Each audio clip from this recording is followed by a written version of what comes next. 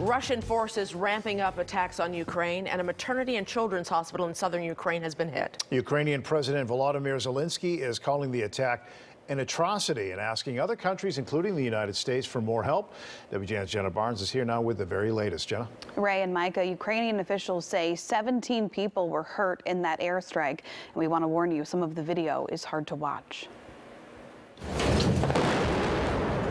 A Russian airstrike Wednesday destroyed a maternity and children's hospital in the besieged port city Mariupol, Ukraine. The blast crater reported to be 2 stories deep. Images of people fleeing with their children.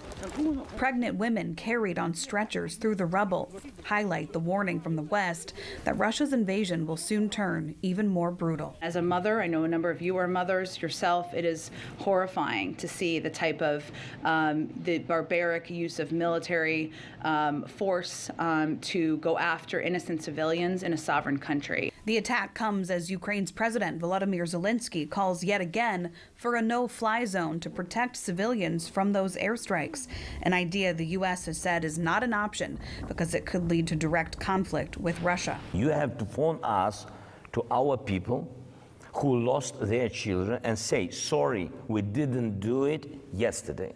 1 week ago, we didn't push Putin, we didn't speak with him a lot, we didn't find the dialogue with him, we did nothing.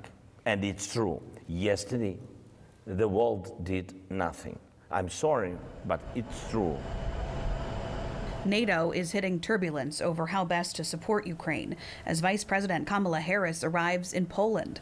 The Polish government came out with a plan to transfer its Russian-made fighter planes to a U.S. military base in Germany, with the expectation those planes could then be handed over to Ukrainian pilots, a proposal the U.S. rejected. I think it's pretty clear it doesn't require a military expert to understand why having planes fly from a U.S. airbase into a contested part of a country where there is a war is not in our interests and not in NATO interests. So there are logistical and operational challenges to consider. As the fighting grows, power was knocked out to the decommissioned Chernobyl nuclear plant, which is under Russian control, raising fears about safety. The UN says it sees no critical impact from that outage. 2 million people have now fled Ukraine as civilians are increasingly targeted, and Zelensky asks for more help from the rest of the world. We know exactly that now is very bad. And Congress has reached a bipartisan agreement that would fund the government and also deliver about $14 billion to Ukraine's defense and humanitarian efforts. Ray and Micah.